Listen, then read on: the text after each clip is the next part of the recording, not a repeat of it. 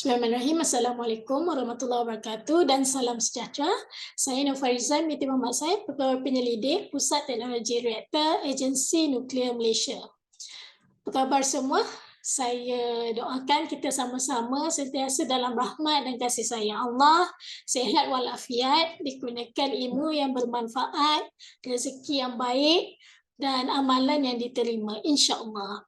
Ya, Alhamdulillah, pagi ini saya berterima kasih kepada pihak penganjur yang telah memberi peluang dan ruang di slot Minggu Sains Negara 2023 ini pada saya untuk menyampaikan perkongsian bertajuk Reaktor Trigger Puspati setelah 4 dekad.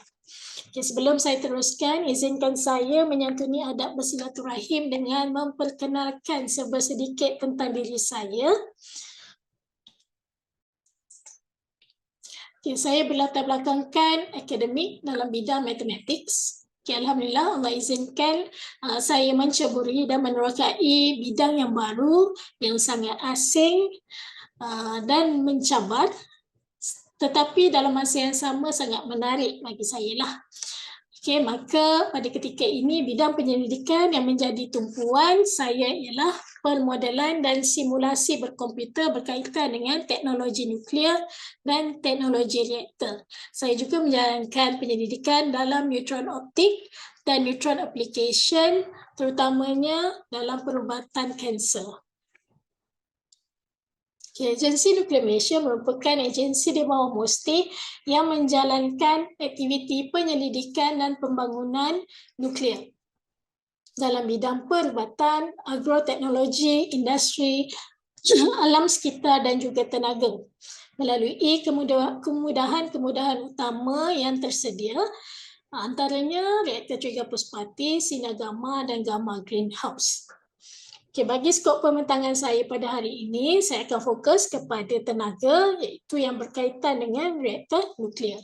Bila kita bercakap tentang reaktor nuklear, anda perlu tahu ada dua jenis reaktor nuklear. Okay, yang pertama, reaktor nuklear yang menghasilkan tenaga elektrik atau dikenali sebagai nuclear power plant. Okay, yang kedua, reaktor nuklear yang menghasilkan tenaga bukan elektrik atau dikenali sebagai research reactor atau reaktor penyelidikan.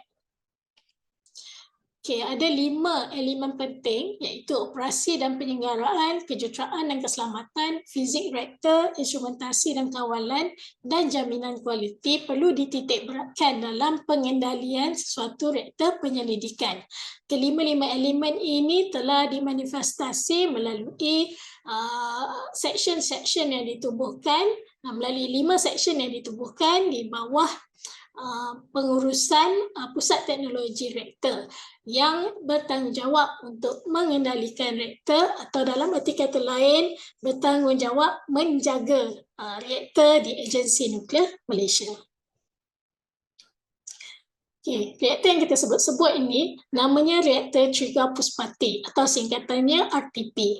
Okay, iaitu satu-satunya reaktor research reactor yang ada di Malaysia. Okay, RTP pertama kali beroperasi pada bulan Jun tahun 1982. Maka bulan Jun sekarang ni tahun 2023 genaplah 41 tahun RTP beroperasi dengan selamat. Alhamdulillah. RTP dilesenkan di bawah lesen LPTA A1026 dan mempunyai 112 bahan api uranium. Daripada namanya, reaktor Trigger Puspati, trigger itu sendiri menunjukkan jenis reaktor iaitu Trigger Mark II. Puspati pula adalah singkatan daripada Pusat Penyelidikan Atom Tun Dr. Ismail, iaitu merupakan nama awal atau nama asal bagi nuklear Malaysia. Okay, ada berapa jenis reaktor penyelidikan?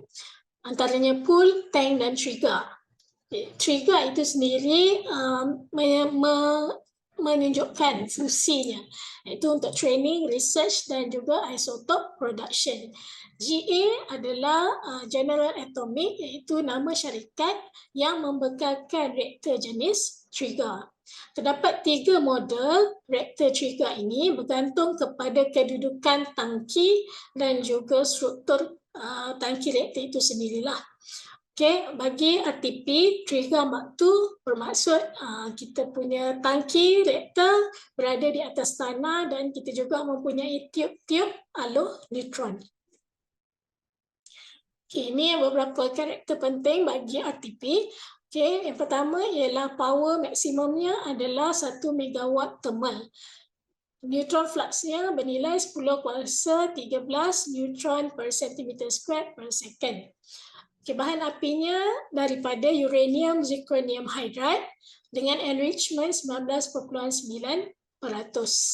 Okay, terdapat 3 jenis fuel atau bahan api bagi RTP bergantung pada nilai atau kandungan uranium dalam setiap bahan api itu. Okay, yang pertama kita ada 8.5 weight percent, 12 weight percent dan 20 weight percent. Okay, suhu maksimum bagi bahan api ini ialah 500 darjah Celsius.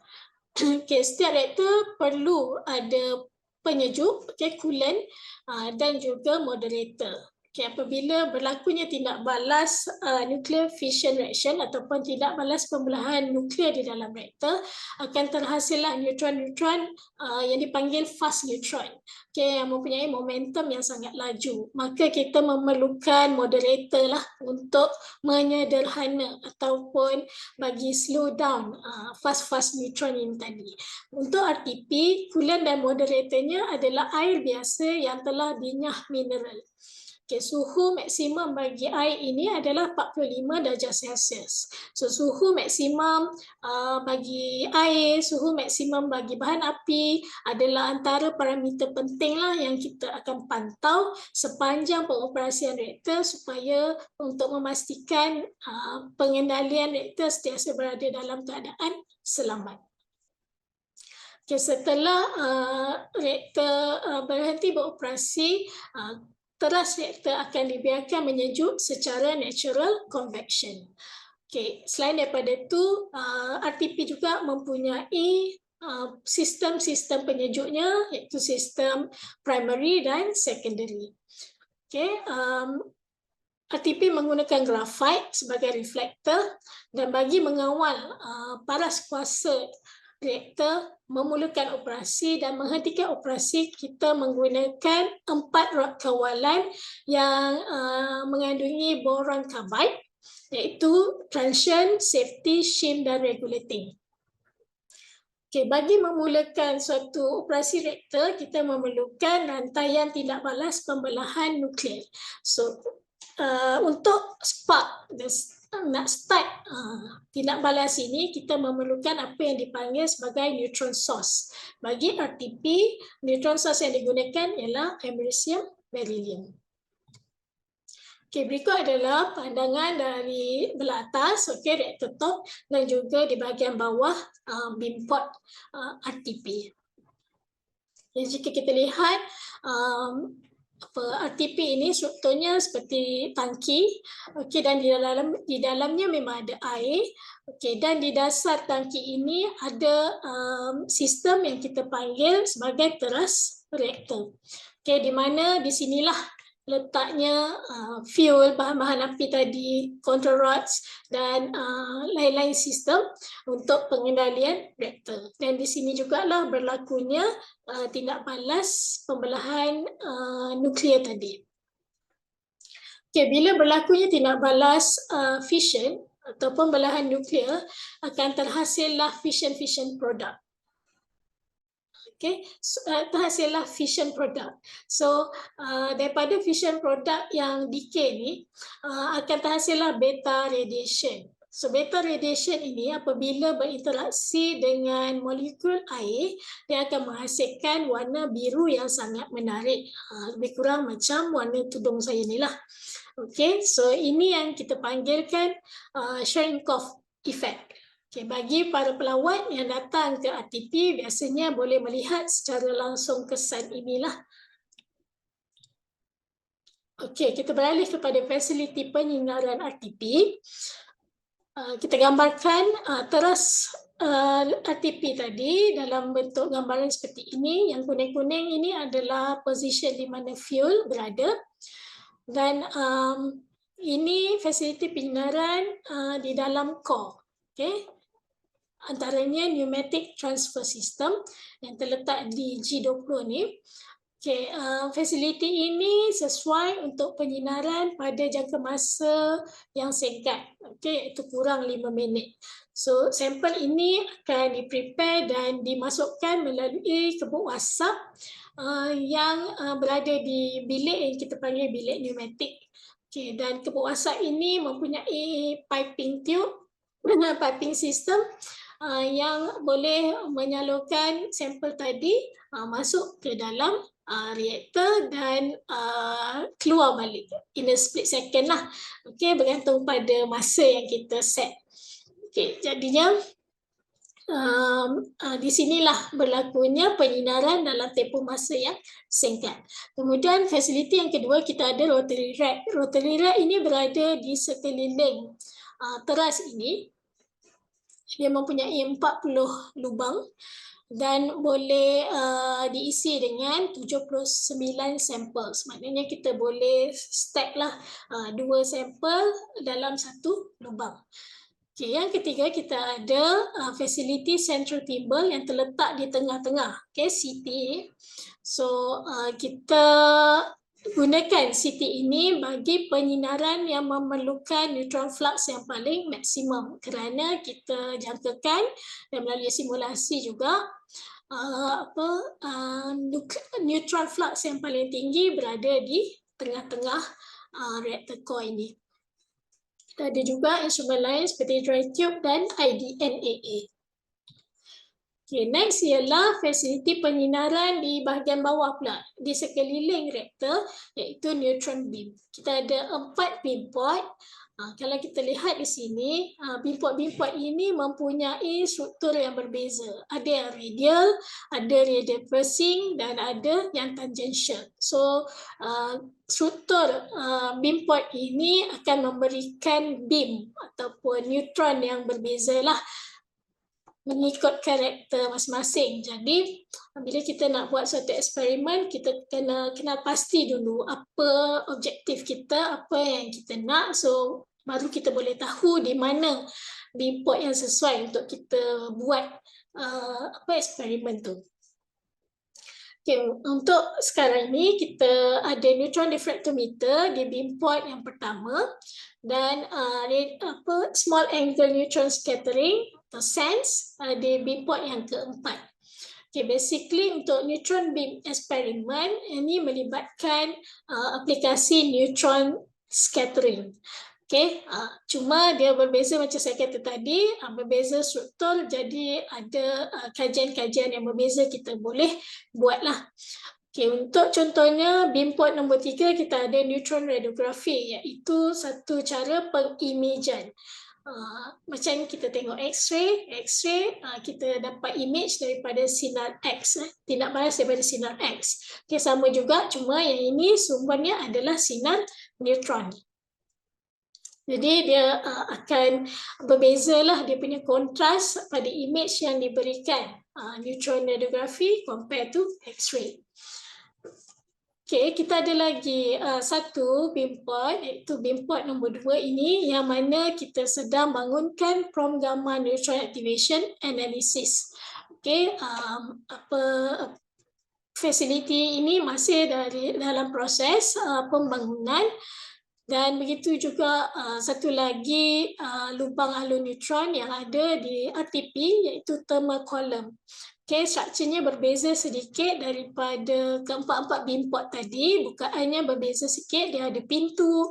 Di dalamnya ada graphite thermal column, dan kita ada juga di sini sebenarnya drawer macam laci yang kita boleh tarik dan letakkan sampel di dalamnya.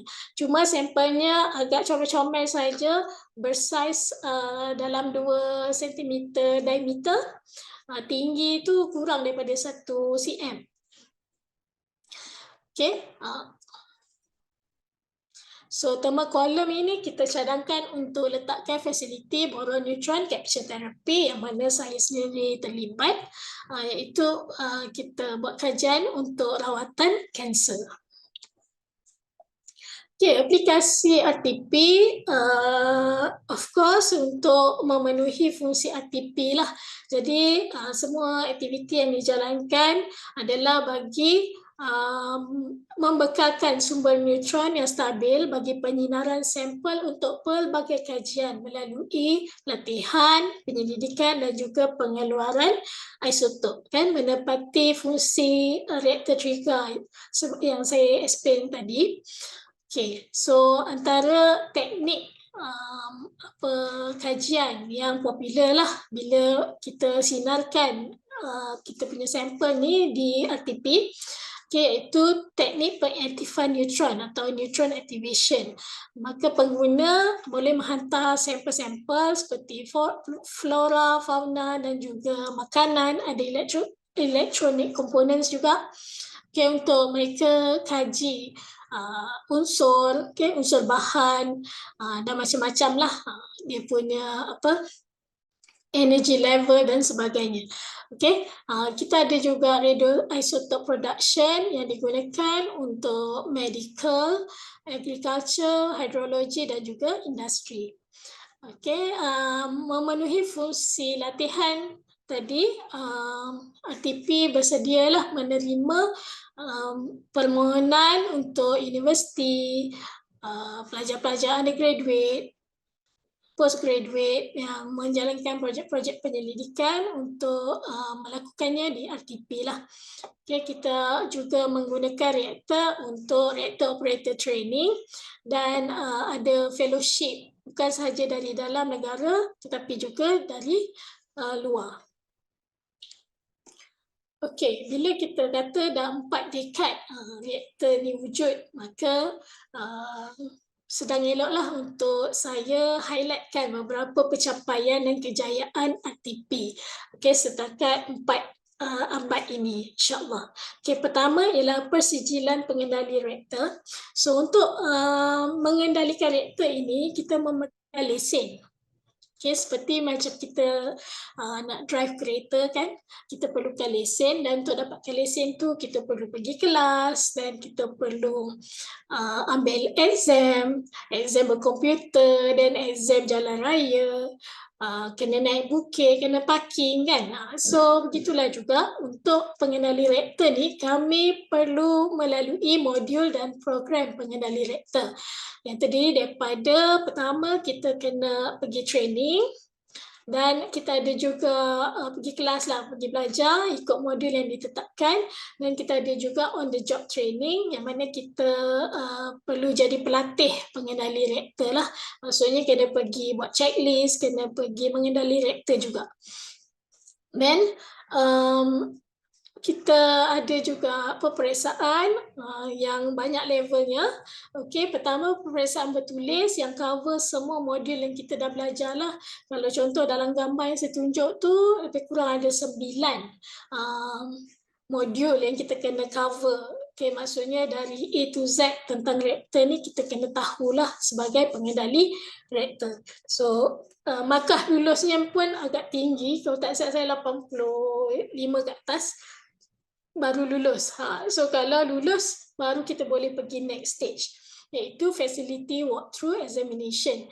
Facility walkthrough ni kita kena pergi setiap sistem di dalam reaktor, di basement, di plant room, di reaktor top, di reaktor hall semua, dan pemeriksa akan tanyalah semua soalan yang berkaitan sistem-sistem yang kita pergi tu. Okay, dan yang terakhir ialah operation examination. Macam kita ambil lesen kereta tu, last yang test dengan JPJ itulah. Kan? Jadi kita kena kendalikan reaktor, pemeriksa ada di sebelah dengan memberikan arahan dan soalan untuk kita buatlah. So alhamdulillah 43 orang pengendali reaktor berlesen telah diiktiraf. Alhamdulillah, dan saya juga salah seorang lah. Yang kedua, tentang kendalian dan penyelenggaraan RTP. Secara ketersediaan sepanjang tahun bergantung pada waktu bekerja lah, sebenarnya 8 jam sehari untuk 5 hari seminggu. Kecuali jika kita ada penyelenggaraan tahunan atau semi tahunan dan juga cuti umum. Purata kendalian pada 10 tahun pertama ialah 1,500 jam setahun, manakala setahun-tahun berikutnya 500 jam setahun. Okay, kenapa 10 tahun pertama ni sangat tinggi compare to tahun-tahun berikutnya? Okay, kerana pada 10 tahun pertama tu RTP sangat aktif menghasilkan radioisotop. Okay, pernah reaktor ini dikendalikan selama 72 jam tanpa henti. So, bila selepas 10 tahun tu kita review balik dan kita kena fikir juga tentang pengoptimuman bahan api itu sendiri, dan integriti bahan api. So kita lebih berhati-hati dalam penyusunan jadual penyinaran supaya kita boleh optimumkanlah penggunaan bahan api itu bagi mengekalkan operasi pada jangka masa yang lebih panjang. Okay, purata paras kuasa kendalian ialah 750 kW untuk 6 jam sehari. Okay, walaupun power maksimumnya RTP ni ialah 1 megawatt thermal, tapi kita jaranglah kita operate pada full capacity. Okay, so 750 adalah kapasiti purata yang terbaiklah, yang cukup. Okay, next, memandangkan sudah 4 dekad RTP ini beroperasi, obviously ada banyak sangat data kendalian, rekod bahan dan juga data effluent yang dilepaskan daripada setiap kali operasi. Jadi pada peringkat awal, data-data ini direkodkan secara manual lah. Okay, bayangkanlah daripada tahun 1982 dulu kan, dulu kita tak ada computerized ni. So kami mengambil inisiatif lah untuk mewujudkan pekalan-pekalan data operasi ini untuk merekodkan, untuk mengurus maklumat yang lalu kan, yang sebelum ini daripada tahun 1982 tu hinggalah untuk mempermudahkan pula sistem record dan analisis pada masa sekarang. Okay, the best thing ialah pada saya penyelenggaraan RTP ini dilakukan oleh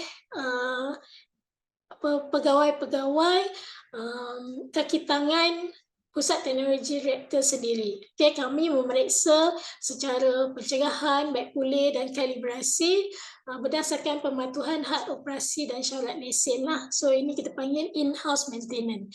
So banyak sistem yang kita perlu cek, antaranya elemen bahan api, sistem reaktor, penyejukan, pengudaraan dan lain-lain.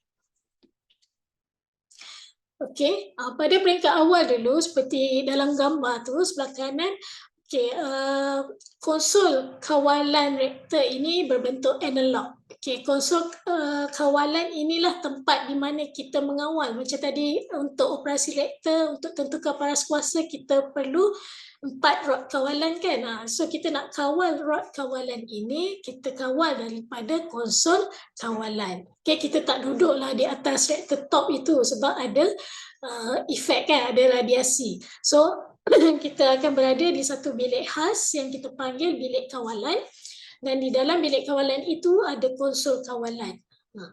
Okay, pada peringkat permulaan, konsol kawalan adalah dalam bentuk analog dan telah ditukarkan kepada digital. Menggunakan kemahiran dan kepakaran tempatan melalui program pemindahan teknologi bersama Korea Atomic Energy Research Institute. So pihak PTR terlibat dalam dari awal reka bentuknya, fabrikasi, uji lari hinggalah pentauliahan. So ini membantu membangun kepakaran tempatan dalam bidang instrumentasi dan kawalan nuklear. Okay, konsol yang lama tu tadi bukanlah dibuang. Okay, sebab creativity daripada penyelidik PTR. Konsol analog tadi ditransformasi kepada konsol kawalan yang lebih interaktif dan dijadikan simulator RTP, yang mana simulator ini digunakan untuk meningkatkan kefahaman mengenai operasi reaktor, fizik dan termohidroliknya, yang digunakan dalam program-program latihan dan juga lawatan. Penyidik-penyidik di PTR juga menghasilkan inovasi dengan kerjasama universiti-universiti dan agensi luar dan telah memenangi pingat-pingat di dalam pertandingan-pertandingan inovasi. Next, kita highlight beberapa sumbangan komuniti yang telah RTP berikan sepanjang 4 dekad beroperasi. Yang pertama, dari sudut pendidikan dan latihan berasaskan reaktor nuklear, terutama kepada universiti-universiti seperti UKM, UTM, UNITEN yang mempunyai kursus dalam bidang sains nuklear dan nuclear engineering. So, RTP menjadi platform untuk mereka menjalani pendidikan dan latihan melalui projek-projek seperti latihan industri, final year project, postgrad, dan ada juga program khas nuclear science and engineering. Bukan sahaja menarik minat local university, tapi juga RTP pernah memberi latihan kepada universiti-universiti di luar negara. Sebagai contoh ialah Sudan University of Science.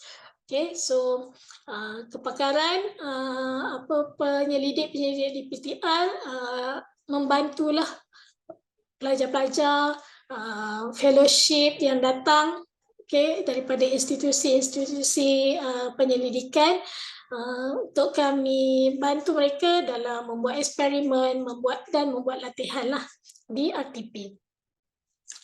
So selain itu, kita juga menjalankan program seperti follow-up training course for reactor engineering yang dianjurkan bersama Japan Atomic Energy Agency. Dan juga kita menerima fellowship attachment daripada Kongo dan Bangladesh. Kita juga pernah menjadi tuan rumah kepada Nuclear School Experiment on Reactor Physics and Neutron Science for Asia Pacific Region. Selain daripada pendidikan dan latihan, kita juga membuka peluang kepada komuniti, industri, institusi dan agensi atau mana-mana kementerian untuk sesi lawatan ke RTP untuk kami sebarkan sedikit sebanyak tentang ilmu berkaitan dengan teknologi nuklear dan juga teknologi reaktor. Kita juga ada program kesedaran awam yang melalui ceramah-ceramah seperti di Minggu Sains ini dan juga ceramah-ceramah di universiti, expo dan pameran. Tahun lepas juga kami terlibat dalam Minggu Sains Negara 2022 melalui simposium Reaktor Curiga Puspati, yang mana kami telah melancarkan satu buku bertajuk 100 Fakta RTP, yang mana tadi kejayaan-kejayaan dan sumbangan ini saya ambil daripada buku itu juga dan saya juga salah seorang penulis kita juga RTP juga menawarkan khidmat penyinaran untuk penyelidikan dalam bidang kajian alam sekitar, agrotech, industri dan juga perubatan. So ini antara contoh radioisotop perubatan yang terhasil daripada RTP seperti samarium, lutetium, kromium, holmium, teknetium dan iodin digunakan untuk terapi radionukleid bersasar, diagnostik perubatan, juga penjagaan paliatif dan rawatan pesakit kanser. Ini pula antara contoh-contoh sampel yang telah dihantar oleh para pengguna kepada RTP untuk disinarkan, antaranya padi bukit, sarang burung walet, madu So sampel-sampel ini biasanya mereka nak tentukan originnya, kualitinya melalui penyinaran neutron dan teknik pengaktifan neutron tadi. Okay, selain tu kita ada juga sampel seperti filter, air filter, air mineral, batu, manik, pinggan, macam-macam lah sebenarnya boleh kita sinarkan dan kita investigate menggunakan penyinaran neutron daripada RTP. Okay, yang bahagian bawah ni adalah contoh-contoh image yang terhasil daripada NUR tadi, okay, neutron radiography di RTP. Antara contoh image ataupun sampel yang kita boleh sinarkan di NUR adalah seperti gambar artifak, okay, dan contohnya Jabatan Museum dan Antiquity Kementerian Pelancongan Kebudayaan dan Kesenian Malaysia pernah menghantar contoh keris, okay, barang-barang artifak ini untuk biasanya mengenal pasti authentication ataupun ada sebarang kerosakan ke struktur di dalam artifak-artifak inilah. Okay, so di situ ada tunjuk perbezaan image dari sinar X dan juga sinar neutron. So kalau kita tengok, sinar neutron akan memberi kontras yang lebih kepada bahagian dalam objek yang disinarkan tu. Okay, so itu memberi kelebihan lah macam saya kata tadi untuk mengenal pasti kerosakan ke atau ada apa-apa elemen di dalam barang yang kita sinarkan. Okay, kita boleh juga sinarkan contohnya bunga raya tu. Okay, bunga raya tu kita boleh nampak beza ya, image bila menggunakan X-ray dan menggunakan neutron. Okay, bila menggunakan X-ray tu kita cuma nampak batang tu dan juga beberapa bahagian di kelopak bunga. Tapi kalau menggunakan image neutron tu kita boleh nampak urat-urat, kan, urat-urat halus di kelopak tu dan juga di batang apa kita panggil stigma tu kan. Okay, so kenapa dia bertindak balas dengan hidrogen? So di kawasan-kawasan yang ada hidrogen yang tinggi ataupun air yang tinggi, kontrasnya lebih tinggi lah bila kita menggunakan pengimajan neutron. Okay, so setelah 4 dekad berlalu, apa yang bakal berlaku kepada RTP? Okay, untuk pengetahuan, jangka hayat Syarikat Puspati ini boleh menjangkau kepada jangka hayat reaktor trigger boleh menjangkau kepada 60 tahun. Okay, so sekarang kita dah berada di lebihlah separuh daripada jangka hayat yang secara teorinya. Cuma dia bergantung jugalah kepada bagaimana penggunaan kita, bagaimana integriti bahan api kita. So banyak faktor lah.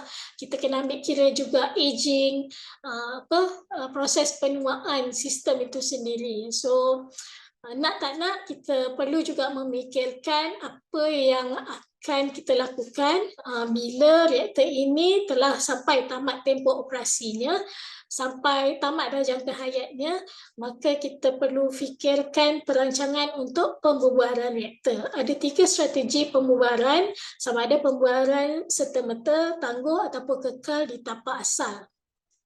Okay, so semua ni kita perlu fikirkan prosesnya sebelum, semasa dan juga selepas pembersihan ni.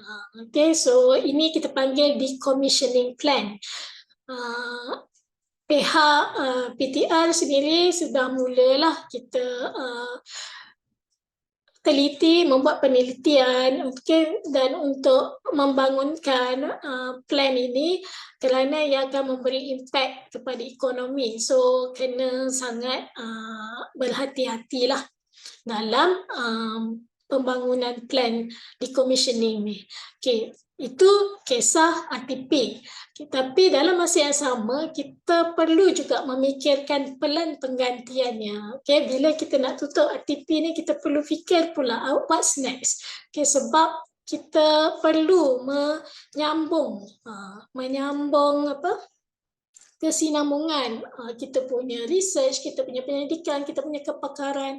So rugilah kalau kita terhenti di tengah jalan kan. Jadi amat perlulah pelan penggantian reaktor ini dibangunkan. So kita dah cakap apa yang berlaku sepanjang 4 dekad dan apa yang bakal berlaku bila sampai jangka hayatnya. So apa yang perlu kita lakukan sekarang juga perlu ditekankanlah sebab kita insya-Allah setakat ini masih lagi boleh beroperasi RTP ini dengan selamat. Maka saya sangat mengalu-alukanlah universiti, industri, agensi, institusi atau mana-mana pihak yang berminat untuk turut serta dalam pembangunan fasiliti dan kerja-kerja penyelidikan di Reaktor 3 Puspati ni. Okay, sebab kita ada banyak benda yang kita boleh buat seperti kertas cadangan yang Dr. Faridah dan tim ini bentangkan untuk neutron beam facility NRTP, okay? Terutamanya neutron beam ini sebab macam saya terangkan tadi, kita ada 3 instrumen yang telah tersedia dan 2 instrumen yang sedang dibangunkan. So ada banyak peluang untuk menjalankan penyelidikan, menjalankan eksperimen di fasiliti-fasiliti ini. Sebagai contoh, boron neutron capture therapy itu sendiri mana saya terlibat secara langsung. So kita BNCT ini boleh membantu dalam rawatan kanser. So ada banyak peluang di situ untuk kita bekerjasama dan membuat kajian dalam bidang nuclear technology, especially nuclear reactor technology lah. Okay, so itulah harapan saya dan rakan-rakan.